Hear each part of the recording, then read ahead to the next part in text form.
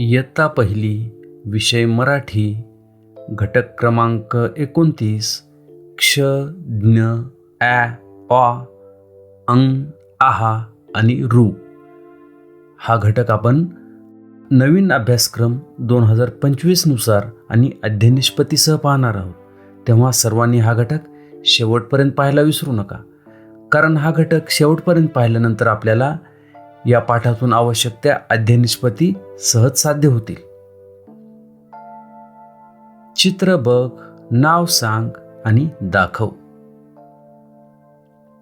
क्ष, क्षत्रियाचा. क्ष, शिक्षकाचा. क्ष, रिक्षाचा. क्ष, पक्ष्याचा. ज्ञ, ज्ञानदेवाचा. ज्ञ, विज्ञानाचा. ज्ञ, यज्ञाचा. ज्ञ, ज्ञानाचा.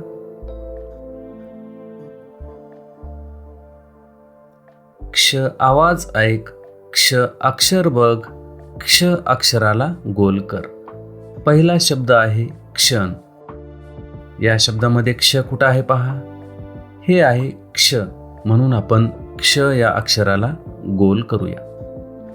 पुढचा शब्द आहे क्षेत्र. क्षेत्र या शब्दामध्ये क्ष कुठं आहे पहा. हे आहे क्ष, म्हणून आपण क्ष या अक्षराला गोल करूया. पुढचा शब्द आहे क्षार. क्षार या शब्दामध्ये क्ष कुठं आहे पहा. हे आहे क्ष, म्हणून आपण क्ष या अक्षराला गोल करूया. पुढचा शब्द आहे क्षमा. क्षमा या शब्दामध्ये क्ष कुठं आहे पहा. हे आहे क्ष, म्हणून आपण क्ष या अक्षराला गोल करूया. पुढचा शब्द आहे साक्ष. साक्ष या शब्दामध्ये क्ष कुठं आहे पहा. हा आहे क्ष, म्हणून आपण क्ष या अक्षराला गोल करूया. पुढचा शब्द आहे अक्षय. आणि या शब्दामध्ये क्ष कुठं आहे पहा. हे आहे क्ष, म्हणून आपण क्ष या अक्षराला गोल करूया. पुढचा शब्द आहे दक्षता. या शब्दामध्ये क्ष कुठं आहे पहा. हे आहे क्ष, म्हणून आपण क्ष या अक्षराला गोल करूया. पुढचा शब्द आहे अक्षर. अक्षर या शब्दामध्ये क्ष कुठं आहे पहा. हे आहे क्ष, म्हणून आपण क्ष या अक्षराला गोल करूया. पुढचा शब्द आहे शिक्षिका. आणि या शब्दामध्ये क्ष कुठं आहे पहा. हे आहे क्ष, म्हणून आपण क्ष या अक्षराला गोल करूया. पुढचा शब्द आहे दक्षिण. दक्षिण या शब्दामध्ये क्ष कुठं आहे पहा. हा आहे क्ष, म्हणून आपण क्ष या अक्षराला गोल करूया.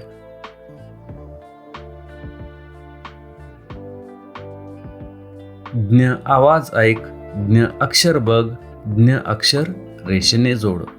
पहिला शब्द आहे यज्ञ, आणि यामध्ये ज्ञ हे अक्षर आहे. पुढचा शब्द आहे यज्ञेश, आणि या शब्दामध्ये देखील ज्ञ आहे, म्हणून आपण हे दोन्ही ज्ञ एका रेषेने जोडूया. पुढचा शब्द आहे ज्ञान. यामध्ये देखील ज्ञ आहे. हे ज्ञ आणि यज्ञेश मधले ज्ञ हे आपण रेषेने जोडूया. पुढचा शब्द आहे आज्ञा. या शब्दामध्ये देखील ज्ञ आहे. हे ज्ञ आणि यापूर्वीचे ज्ञ हे दोन्ही आपण रेषेने जोडूया. पुढचा शब्द आहे विज्ञान. यामध्ये ज्ञ कुठं आहे पहा. हे आहे ज्ञ. आपण विज्ञान या शब्दातील ज्ञ आणि यापूर्वीचे ज्ञ हे देखील रेषेने जोडूया. पुढचा शब्द आहे ज्ञानदा, आणि या शब्दामध्ये ज्ञ आहे, तेव्हा हे ज्ञ आणि यापूर्वीच्या विज्ञान या शब्दातील ज्ञ आपण रेषेने जोडूयात.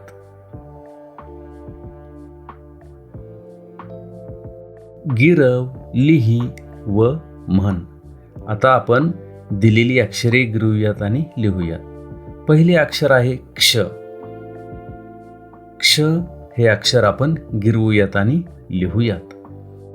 क्ष क्षत्रियाचा. क्ष पक्षाचा. क्ष शिक्षिकेचा. क्ष क्षमाचा. क्ष.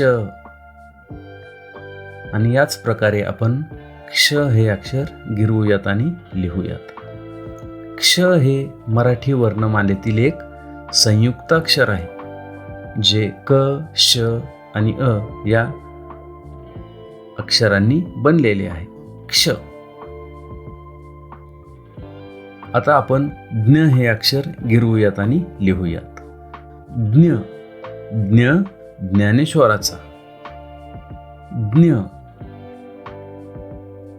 ज्ञ ज्ञानाचा. ज्ञ. ज्ञ विज्ञानाचा. ज्ञ यज्ञाचा. आणि याच प्रकारे आपण ज्ञ हे अक्षर गिरवूयात आणि लिहूयात. हे मराठी वर्णमालेतील शेवटचे अक्षर आहे. ज्ञ.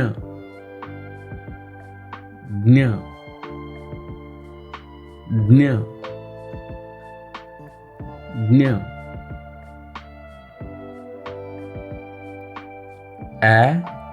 ॲपलचा. ॲम्ब्युलन्सचा. बॅटचा. ऑगस्ट कॅलेंडरचा. ऑक्टोपसचा. कॉलेजचा. अंगठीचा. अंधाराचा. अंतराचा. अंबरचा. आहा स्वतःचा. आहा शतशहाचा. आहा उषत्कालचा. ऋषीचा. ऋतूंचा. ऋतुजाचा. गिरव, लिही, ऐक व म्हण सारखा उच्चार असलेले अक्षर रेषेने जोड. सुरुवातीला आपण हे अक्षर गिरवूयात आणि लिहूयात. अ या अक्षरावर आपण अर्धा चंद्र काढला तर त्याचा उच्चार आपण असा करतो. आणि हे इंग्रजीतून आलेले नवीन एक स्वर आहे. ॲपलचा. ॲनाचा. ॲम्ब्युलन्सचा. आता आपण दिलेल्या शब्दातील उच्चार असलेले अक्षर रेघेने जोडूया. पहिला शब्द आहे ॲना. ॲना या शब्दामध्ये कुठं आहे पहा, हे आहे आणि पुढच्या शब्दामध्ये ब्या या दोन्हींचा उच्चार सारखा आहे. पुढचा शब्द आहे कॅरम. यामध्ये क्या आणि ब्याचा उच्चार सारखा आहे.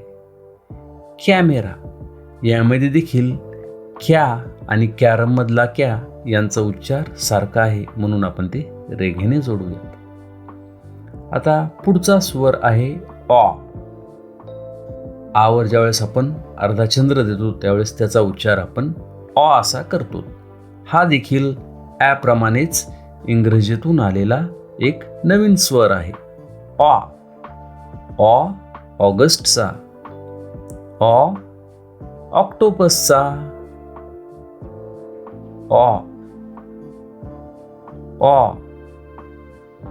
आता आपण सारखा उच्चार असलेली अक्षरे रेघेने जोडूया. ऑगस्ट मधला आणि कॉलेजमधला ऑ यांचा उच्चार सारखा आहे. कॉलर यामधील कॉचा उच्चार देखील सारखा आहे. शॉवर इथे देखील सारखा उच्चार असलेले अक्षर रेघेने जोडूयात. आता आपण अनुस्वार असलेली अन वर अनुस्वार अन या अक्षरावर ज्यावेळेस आपण टिंब देतो त्यावेळेस त्याचा आपण उच्चार अन सारखा करतो. अन अंगठीचा, अन अंबरचा, अन अंधाराचा, अन अंशाचा. आता आपण सारखा उच्चार असलेली अक्षरे रेघेने जोडूयात. अंतरातला अन आणि अंधारातला अन. अंबर अंबरमधला अन आणि अंधारातला अन. अंश अंशमधला अन आणि अंबरमधला अन यांना आपण रेघेने जोडूया. पुढचा स्वरादी आहे आहा. च्या समोर आपण 2 टिंब दिली की त्याचा उच्चार आपण आहा असा करतो. आहा. आहा स्वतःचा, आहा शतशहाचा, आहा उशः कालचा आणि आहा अंशतःचा. आता आपण आहा उच्चार असलेली अक्षरे रेघेने जोडूया.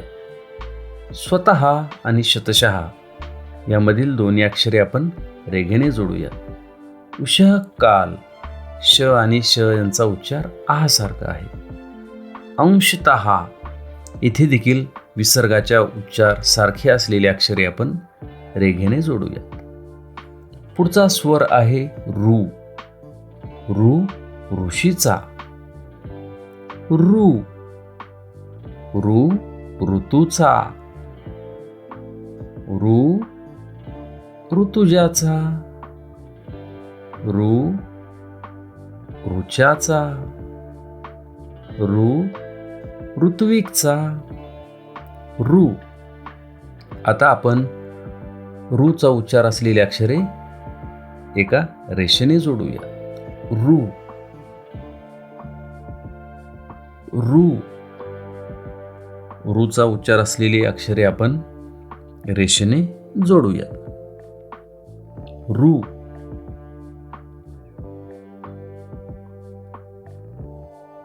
आता आपण इतर काही मराठी वर्ण शिकूयात.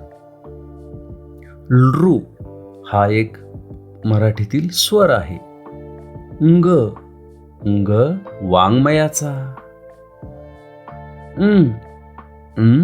पंचचा.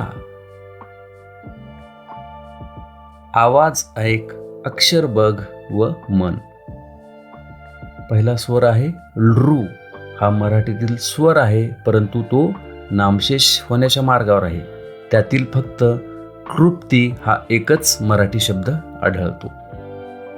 अंग हे एक अनुनासिक आहे आणि याचा उच्चार न सारखा करावा, जसे वाङ्मय. अंग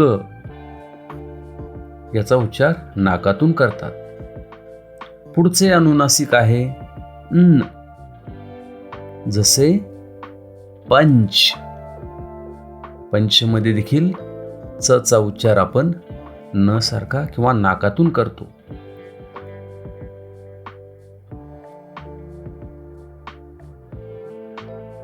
हा व्हिडिओ आवडला असेल तर नक्की लाईक करा आणि इतरांनाही शेअर करा.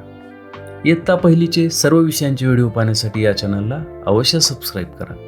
तेव्हा पुन्हा भेटूया एका नवीन व्हिडिओसह.